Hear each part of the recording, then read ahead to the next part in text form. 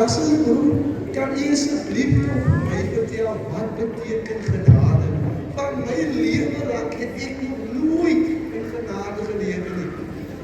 Dat is een broeder. Ik ben vertrouwd dat het zo met jou persoonlijk gezegd is.